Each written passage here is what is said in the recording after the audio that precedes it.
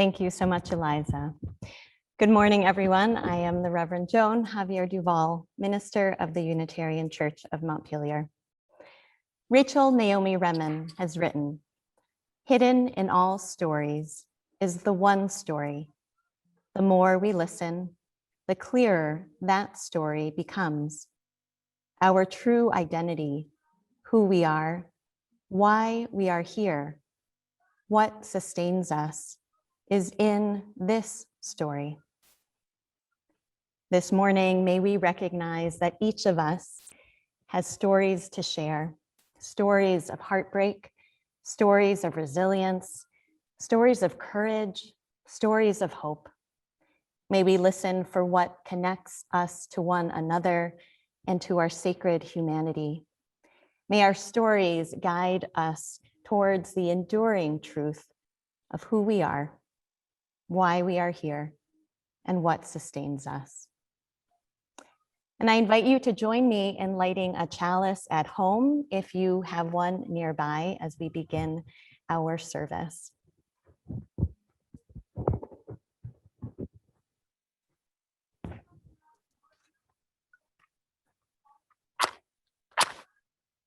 We light this flame, enduring symbol of our collective commitment to truth, freedom, and compassion for all people.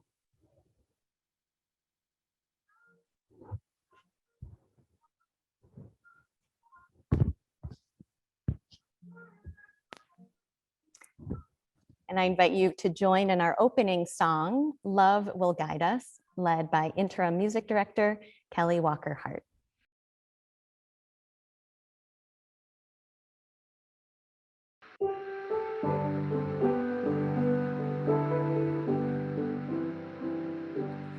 Love will guide us, peace has tried us, hope inside us will lead the way on the road from greed to giving. Love will guide us through the hard night. If you cannot sing like angels, if you cannot speak before thousands, you can give from deep within you. You can change the world with your love. Love will guide us, peace has tried us, hope inside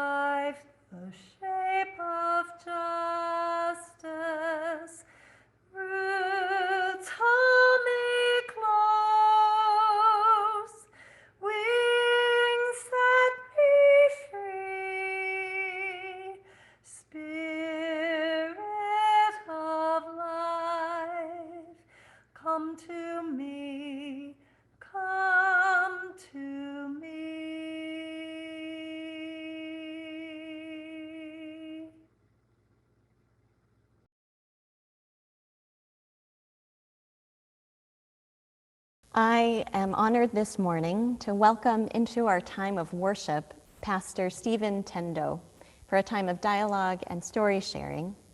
UCM member Pam Walker will provide us with a brief introduction as we begin.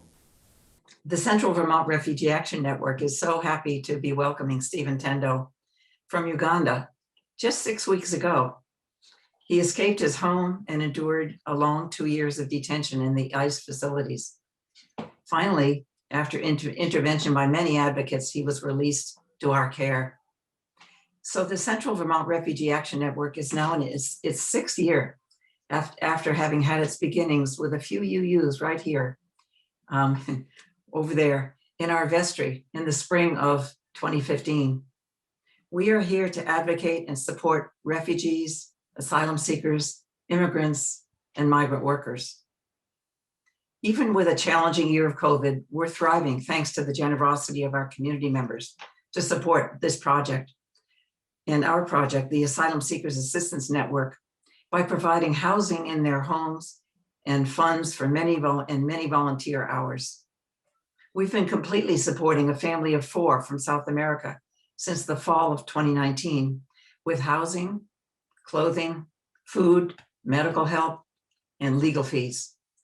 And in March, along with Steven, we welcomed 3 other new asylum seekers, a total of 3 men from Africa and 1 woman from South America. They are living with very generous local families with assistance from the many volunteers that have stepped up. After successful fundraising, we're now able and ready to sponsor more detainees from ICE jails. All we need are families willing to provide a short-term home for them. Please get in touch with us if you're drawn to this kind of service, or if you'd like to be a volunteer. See the chat for the website for Central Vermont Refugee Action Network. I know that Steven is really very eager to share the human rights work that he's done in Uganda and how his fight for justice has brought him here. And he's going to be probably also talking about how he hopes he can be a part of our community here in Montpelier and in Vermont. Okay, thanks.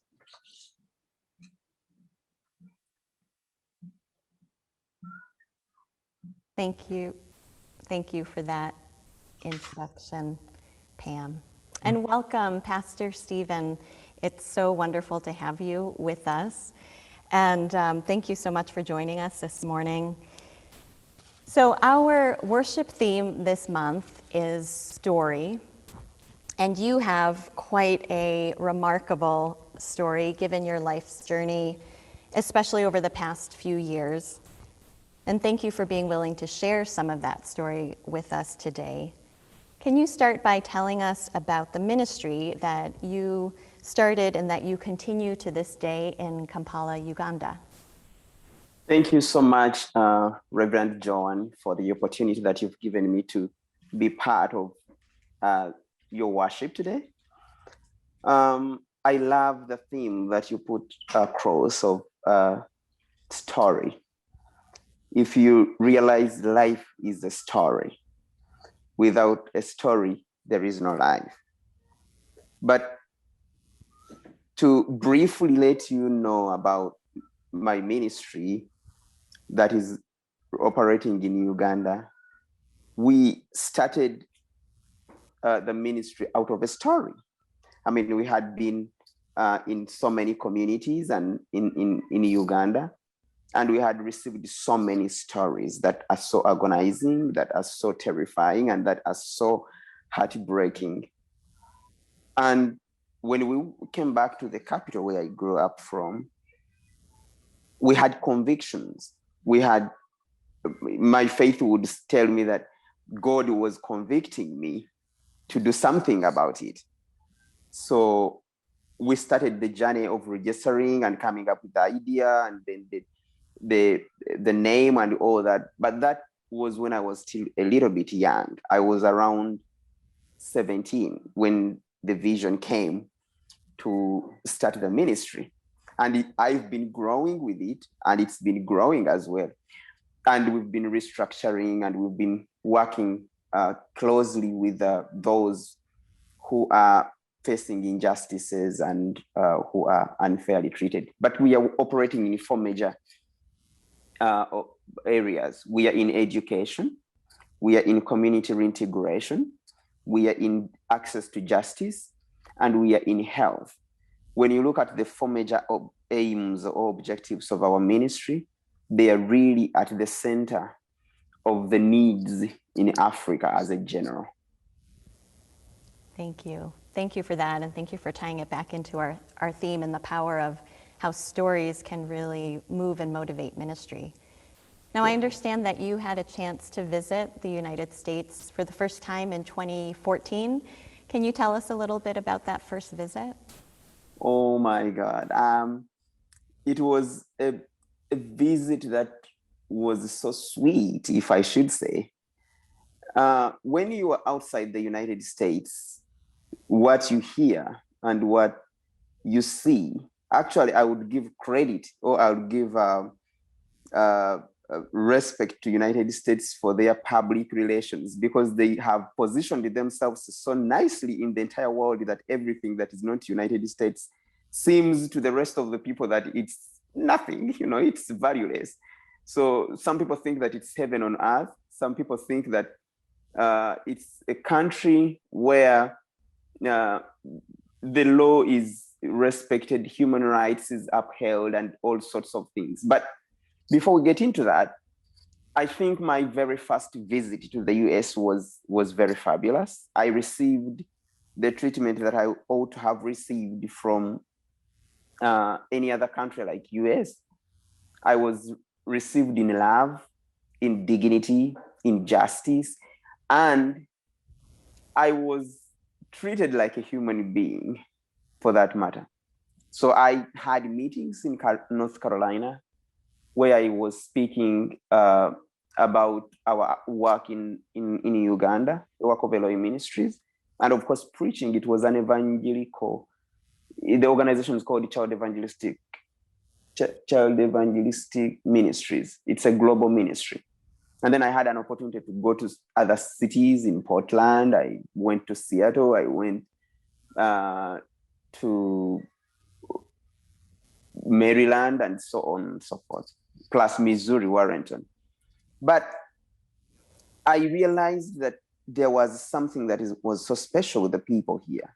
They're people who have love, and that love is not hidden from their faces or their actions. Love in them is portrayed in their actions, is portrayed in their speech, is portrayed in whatever they do. So that kind of warmth, that kind of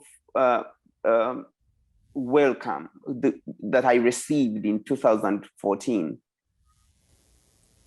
left a great landmark in my life. Yeah, thank you. Thank you for sharing that. It sounds like you received all the best of what our country and people in our country, the spirit of welcome and warmth. And actually, love. I can term it as cream la cream of a welcome that I received that year. Yeah. So, in contrast, as your story goes, you ended up spending more than 2 years in the United States detention system. And I wonder if you could tell us how that came to be and what that experience was like. Actually, I want to let you know, Reverend Joan, that taking a decision to move from your motherland, from your homeland, from a country where you have grown up, where you have stayed your whole life, and not just staying, but a country where you're seen as a valuable member of the community, that taking such a decision is very, very hard. And more especially, moving from the known to the unknown. You're moving from the place where you've been respected, where you've been known, where you can go to the neighbor and tell them, I need ABC, and they will give it to you because they trust you, they know you. And then you all of a sudden say, I'm going to this country where nobody knows me. When I was coming to the US, no one gave me an invitation that come, I'll be with you, or come, I'll support you, or come, I will, I'll be there for you. I had come here before, as I explained in my earlier talk, and I had Facebook friends, I had, so many other people that I considered friends. But, people would only be friends when everything is okay sometimes. And when you're in trouble, the entire world tends to distance themselves away from you. So at that particular moment, when I came in 2014, I had still faced injustices in my country, but they were not up to the level of life-threatening. Yes, they life-threatening in the sense that they have told you that they're going to kill you, or they've started killing members of your family. It wasn't up to that level. I had been tear gassed, I had been killed. I had been beaten. I had seen members of my ministry being killed. I had been taken to detention, ungazetted detention centers that we call torture chambers in my country. But I knew that I would suffer, but maybe they would not try to eliminate me or kill me. So at that particular time, from 2014 onwards, actually from 2013, when we started it was 2012. There are so many years, and I keep confusing them because each year was horrible. Over 8 years of receiving terrible treatment. So in 2012, I had made campaigns exposing grafting in the country, advocating for the youths that had been imprisoned unfairly because of voicing out their concerns and all that. And because Uganda is 95% of the general population are youths, 35 years and below, I had an opportunity of, having a great following of those people, and mostly also considering the background of my family, being a royal family and being a pastor. I realized that being a pastor, or the religious background of somebody and the positions that they are holding in faith tend to attract some kind of attention and respect from the community. So the youth followed me for the values that I stood for, and for associating and feeling the same way they were feeling. And that did not go well with the government, more especially when we started advocating for justice, telling people that they should obey the law, they should register to go and vote, and then vote people that they think will respect them and do whatever they want to do. Of course, I was telling them not to take it to the streets and destroy property, but that was overshadowed by the fact that I was telling them to go and register to vote. In Uganda, telling the youths, of which the government knows very well that they are not popular among the youths who form 95% of the general population, telling them to go to register for voting is a threat to the regime, because they know that they are going to be voted out of the system. So I was witch hunted by the government. I was tortured several times. Those tortures, I cannot tell all of them because they are enormous. But some of them are cutting off my fingers. They cut them off and thrown in the python snake pit, and so on and so forth. So when they killed members of my family in 2017 and 2018, I sat down and started calculating how I can save my life, because it was getting very serious and intense. So among the countries that I thought would offer security, because I had friends who had fled the country and went to Sweden, and they had been killed by the government under operatives. I had friends who had gone to Netherlands, friends who had gone to Dubai, friends who had gone to China. Those are very tight, used to be very, I don't know right now, but they used to be very tight with my president. And they used to poison even his ministers. And, it's still a very hard time in my country. So I realized that much as I had visas to go to these European countries, I had a Schengen visa that would give me access to 25 or 26 countries. I realized that I could not be safe there. And I knew that if I could get to the US, even if I am killed here, the government here has the ability to investigate the crime up to the grassroots. I mean, up to the end of it all.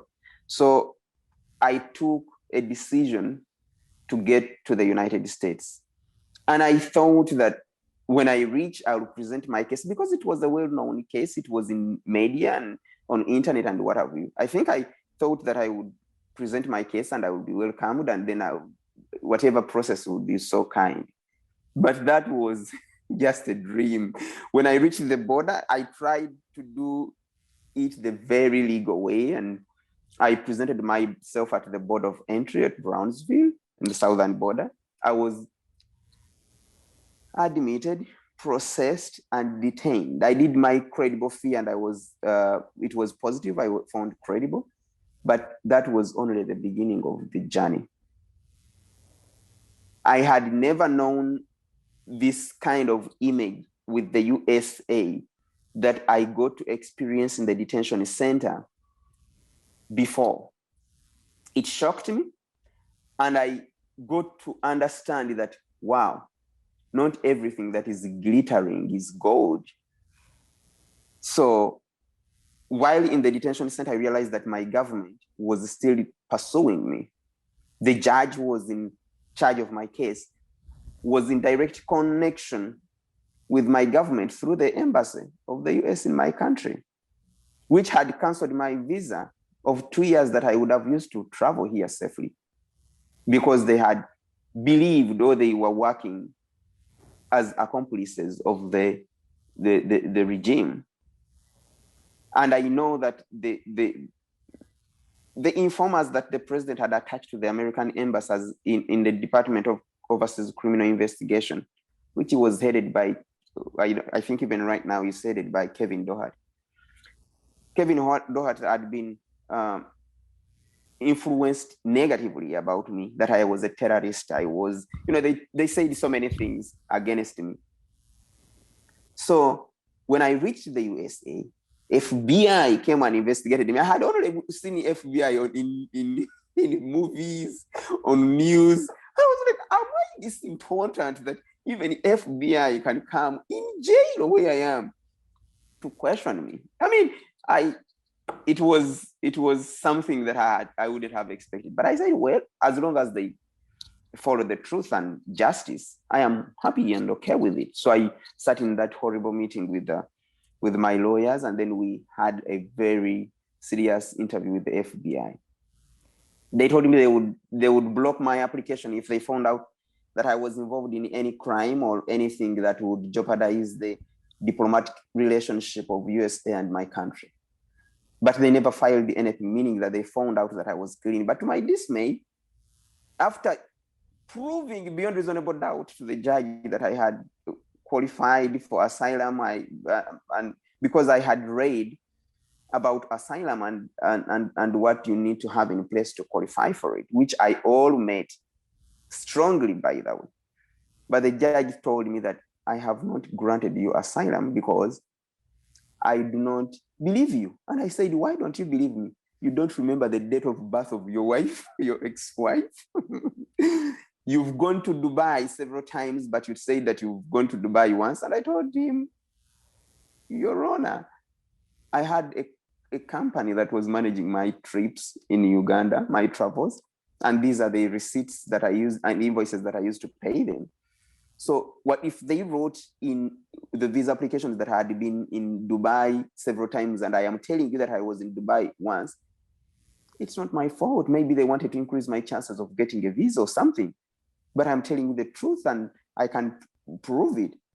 He said, but on the visa application, you said that no one helped you to fill the visa application. And I told him, the first time I came to the US, I didn't even know where to go to fill a visa.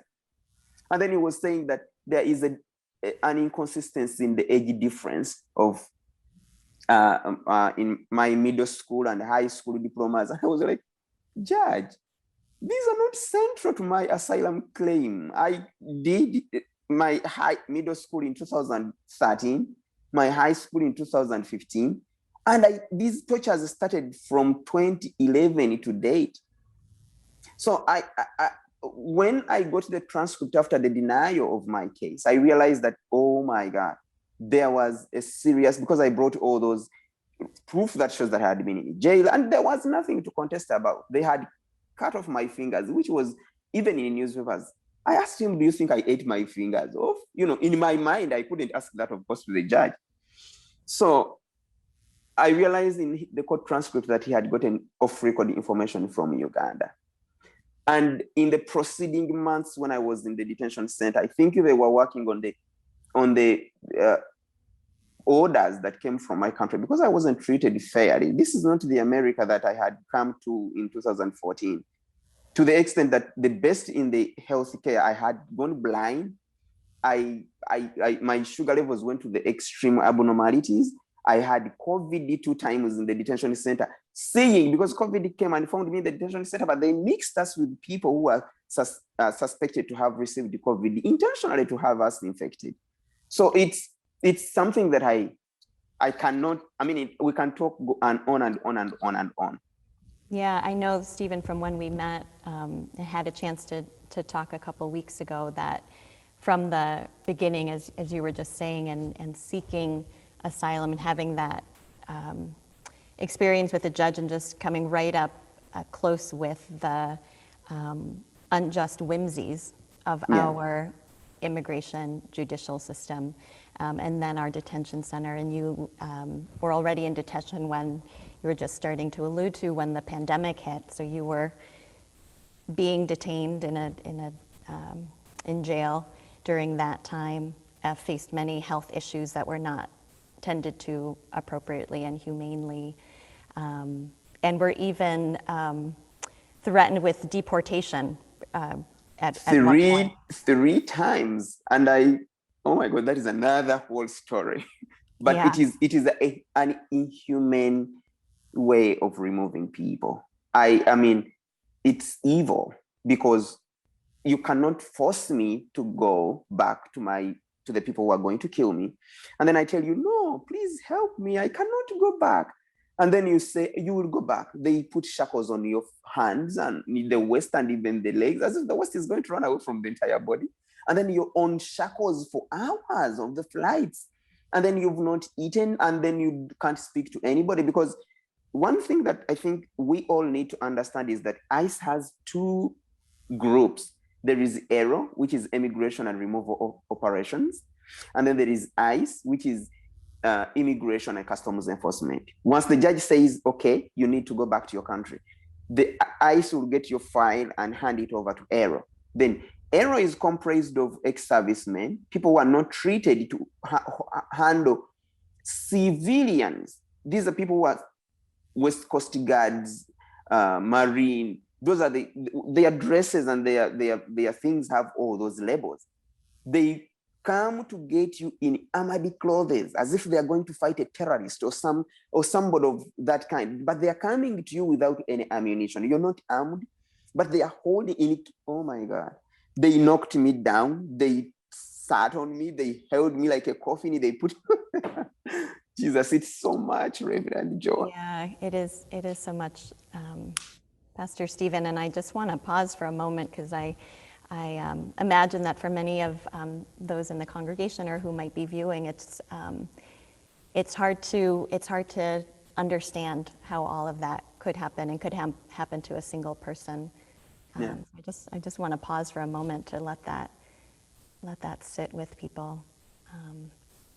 And I wish we could spend hours and hours with you, Pastor Steven, because you have obviously there's so much to your story.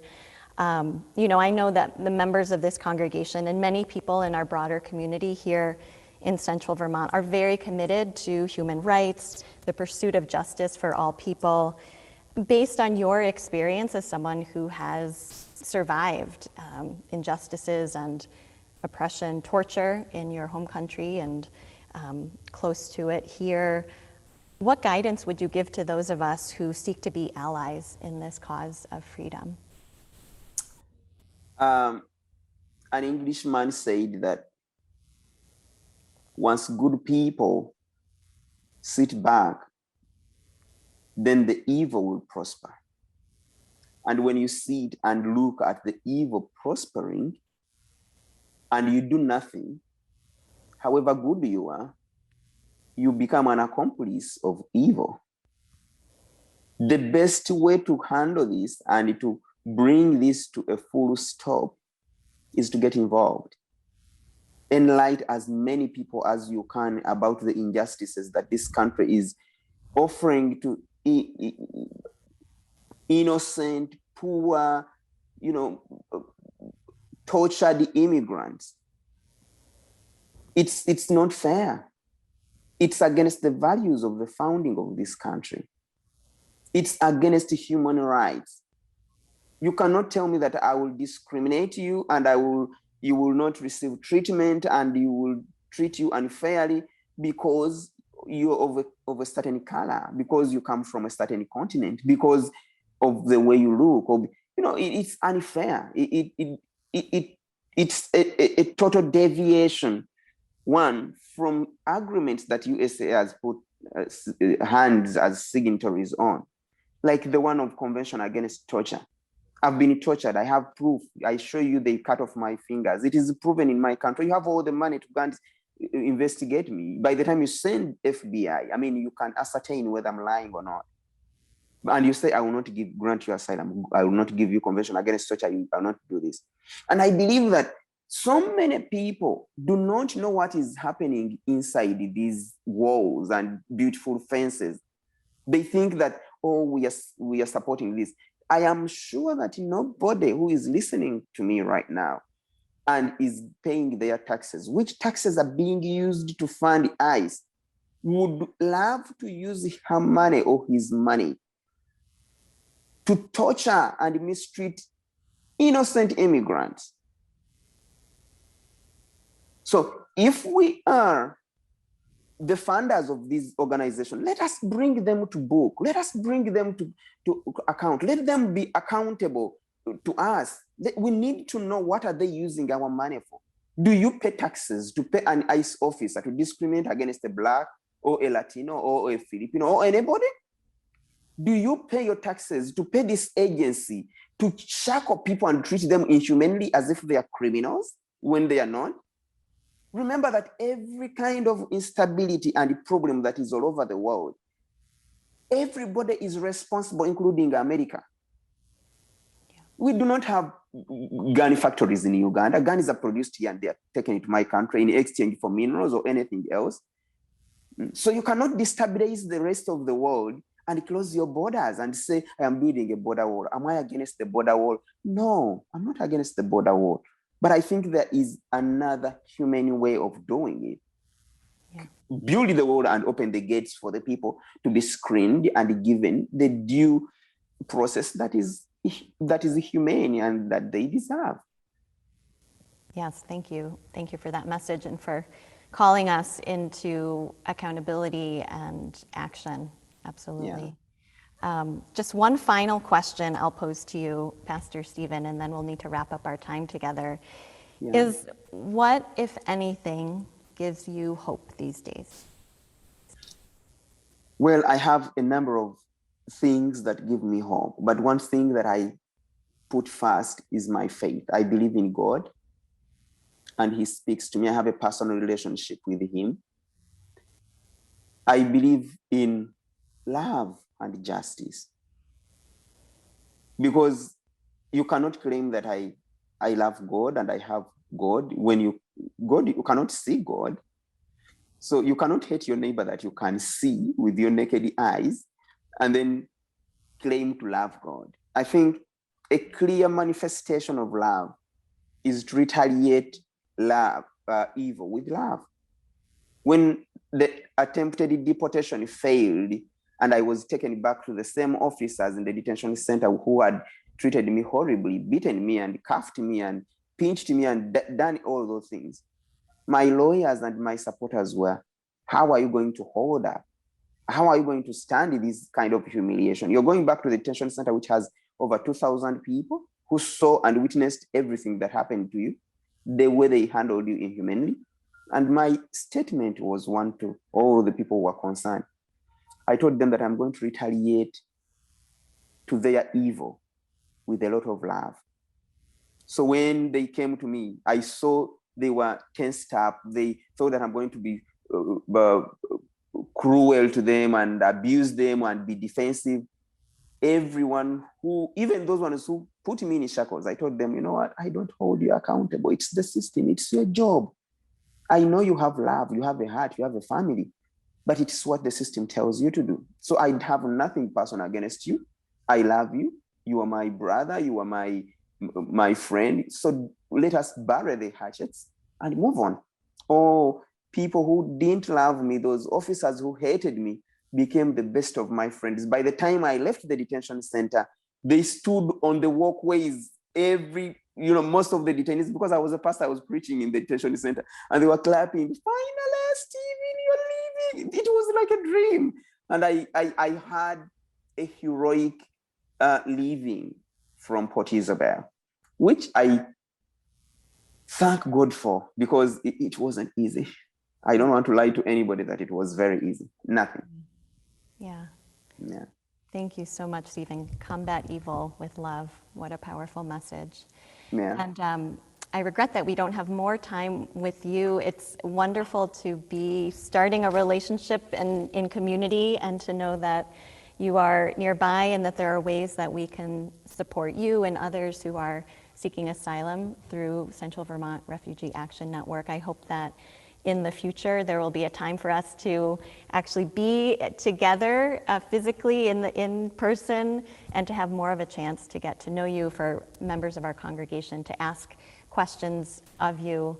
And just so much gratitude to you to be willing to join us and to share of your experiences. And I'm feeling extremely motivated, and I imagine others are too, to understand better, and with a clearer sense of the truth of what we have been ignoring or not understanding in our country. And thank you for bringing to light these issues and spending this time with us.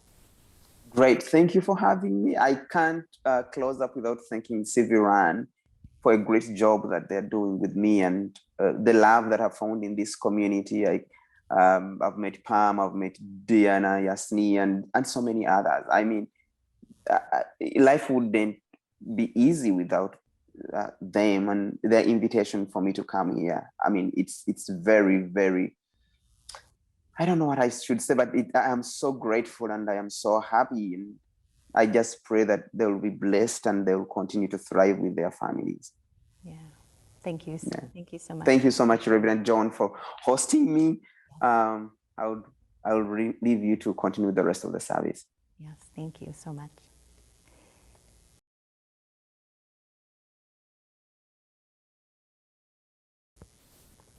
And now I'll invite all of us to join in our closing song. Sing along from wherever you are. Come and go with me.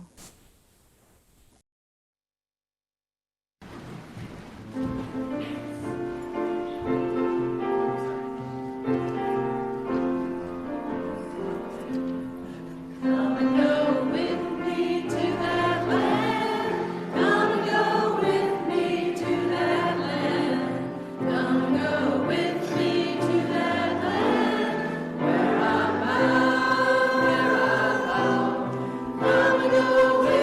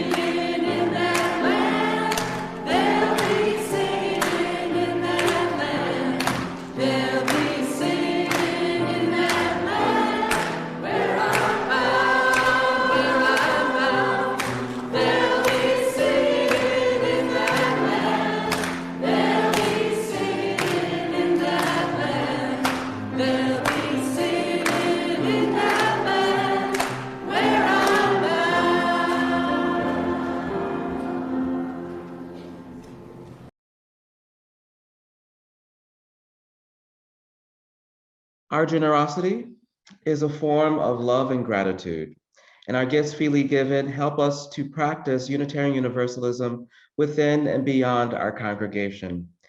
Each year we make a commitment, a pledge to support the ministry of our church. In addition to this contribution, each month through the UCM Community Pouch Program, we share part of our collection with an important church fund or community organization aligned with our values. During the month of May, our Community Pouch recipients are the North Branch Nature Center and the Vermont Interfaith Power and Light. Your contribution to the Community Pouch this month will directly support these organizations. You can make a financial contribution today by donating online. Go to the website ucmvt.org and click Donate to UCM. There are options to contribute to the general fund, which supports the general operating budget of the church, the Community Pouch, or both. You can also mail a check to the church, or you can use our text to give option. Simply send a text message with the word give to 802-266-4848 and follow the instructions sent to you. We are so grateful to each and every one of you for your generosity and in its many, many forms.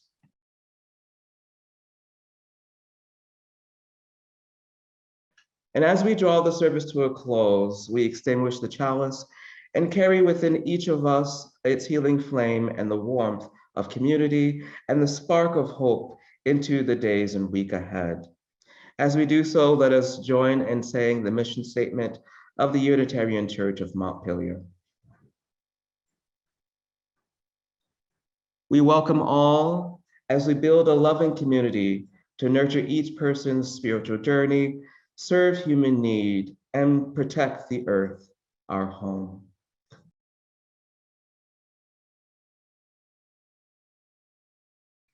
Well, today we have our annual meeting. It will be in this same Zoom room immediately following this service. We hope that all of you who are official members will stay and join. And if you are a non-member, we invite you to stay and listen in. You just won't participate in the official voting, but you can get a lot of important information. Also, tomorrow at 6:30, we are having a planning meeting for the UU road trip team. Like we did last summer, we will be mapping out a virtual visit to other congregations each Sunday during the summer to continue some online worship. So we'd love to have 1 or 2 more people join our team, and that's tomorrow night at 6:30. Also, the committee putting together our acting music director hiring process invites you to share input on who that person will be and where our music program should go. You can join their Zoom meeting this Wednesday at 5:30 p.m. And the Zoom links for both of those meetings are in the e-news. There is also a survey for the music director position if you would like to give your input that way. And you can sign up for the weekly e-news at ucmvt.org. Just click on connect.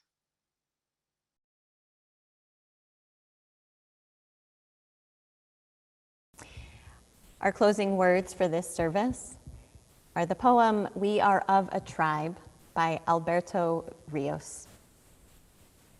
We plant seeds in the ground and dreams in the sky, hoping that someday the roots of one will meet the upstretched limbs of the other. It has not happened yet. We share the sky, all of us, the whole world. Together, we are a tribe of eyes that look upward, even as we stand on uncertain ground. The earth beneath us moves, quiet and wild, its boundaries shifting, its muscles wavering. The dream of sky is indifferent to all of us, impervious to borders, fences, reservations. The sky is our common home, the place we all live. There we are in the world together. The dream of sky requires no passport. Blue will not be fenced. Blue will not be a crime. Look up, stay a while. Let your breathing slow. Know that you always have a home here. And we now conclude our service with the postlude.